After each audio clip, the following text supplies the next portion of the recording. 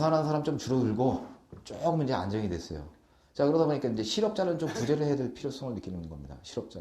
자, 이 사람들이 자, 이미 이제 그 파산을 통해 가지고 신용불량자가 돼 가지고 먹고는 살아야 되겠는데 정상적인 경제 활동을 할 수가 없어요.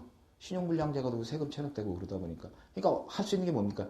일용근로자 또는 일용직으로밖에 취업을 못하는 그런 상황이 돼버리고 또 정상적인 금융거래를 못하다 보니까 생계에 굉장히 어려움이 처해지더라 이거예요. 그래서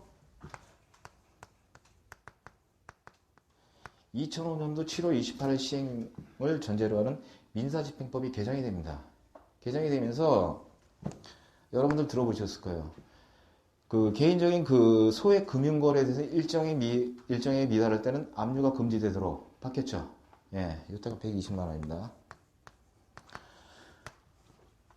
그래서 일정 금액에 미달하는 사람들에 대해서는 일단은 금융거래를 일단 활성화해가지고 최소한의 생활을 할 수 있도록 만들어주자. 그래서 처음에는 이 사람들을 안정화를 기하고 그 다음에 최소한 먹고 살 수 있는 그런 기본을 마련해주자. 그래서 서민들에 대한 생활대책 안정에 관한 그런 대책을 마련해 놓습니다. 자, 여기가 2단계입니다. 2단계. 자, 그 다음에 세 번째로는 이제 요렇게 해가지고 조금 안정이 되니까 이제는 또 이제 국가가 어떤 생각을 하냐. 자, 그동안 IMF로 해서 망가졌던 자영업자들. 자, 이런 사람들을 제도권으로 끌어들여가지고 이 사람들이 정상적인 경제활동을 해서 가득한 소득이 있다면 그 부분에 대해서 일정액을 세금으로 징수하는 게 국가에서는 유리하다는 생각을 할 수밖에 없습니다. 그렇죠? 그래서 2006년도에 국민권익위원회에서 권고를 합니다. 어떻게? 민사집행법이 이렇게 개정이 됐으니까 세법도 마찬가지로 이거에 따라서 개정을 하는 게 어떻겠느냐라고 권고를 합니다. 그래서 국세징수법이 2007년도에 개정을 하면서 2008년도 2월 22일부터 바뀝니다. 내용이. 그래서 어떻게 바뀌느냐. 민사집행법에 있는 내용을 그대로 승계하고 일부 포함을 추가를 또 합니다. 이렇게 해서 자영업자들을 정상적인 제도권을 끌어들일 수 있는 토대를 마련해 놓습니다. 자, 요 내용을 보면요. 국가 입장에서 보면 요거는 개인의 삶에 대해서 구제 조치입니다. 그렇죠? 개인의 삶. 자, 국가 입장에서 보면 이거는 사채입니다. 사채. 자, 근데 세금적인 측면을 본다면 이거는 뭐냐? 공채입니다. 공채.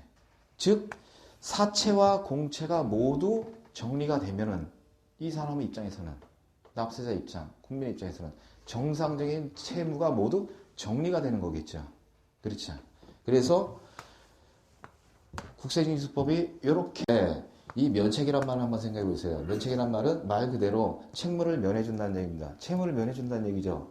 자, 그래서 우리가 세금 면책과 관련해서 가장 많이 여러분들이 생각할 수 있는 게 뭐냐면 파산 면책입니다.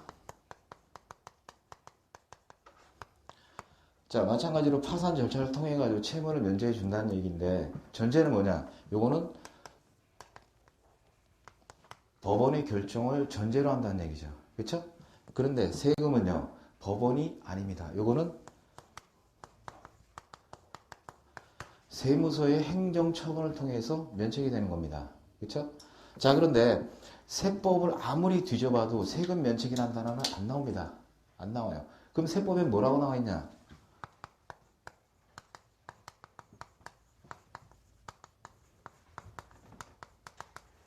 납세의무의 소멸이란 말로 표현되어 있습니다. 납세의무의 소멸. 자, 그런데 여러분 한번 보십시오. 납세, 세금을 내야 될 의무가 없어진다는 얘기예요. 세금은 뭡니까? 돈입니다. 돈. 법원에서 파산 결정될 때, 이 면책될 때 책이라는 건 이 채무입니다. 이것도 돈입니다. 그렇죠?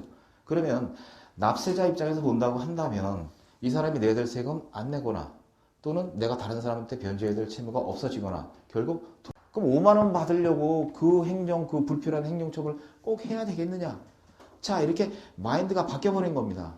다시 말해서 요 이전에는 좀 가혹했습니다. 가혹했어. 가혹하다는 얘기가 뭐냐면 체납자 명의로 되어 있는 예금이고 보험이고 만약 있다고 한다면 금액을 가리지 않았습니다. 실효가 됐던 계약이 해지가 됐던 그 사람 명의로 되어 있으면 무조건 압류 처분하면 끝이었다는 얘기예요. 그런데 요 규정이 바뀜으로 인해 가지고 요 규정이 신설됨으로 인해 가지고 국가가 모든 세금에 대한 그 징수와 관련된 마인드 자체가 바뀌어버립니다. 어떻게? 실익을 기준으로 해서 판단하자. 실익으로. 그래서 설사 이 이전에 압류 처분이 돼 있다 하더라도 현재 시점에서 다시 한번 판단을 해보자. 판단을 해서 그 압류 처분 자체가 실익이 없다라고 판단한다면 풀어주자 이겁니다. 풀어주자. 자, 풀어주자. 자, 풀어주는데 문제는 뭐냐? 압류 해제일로부터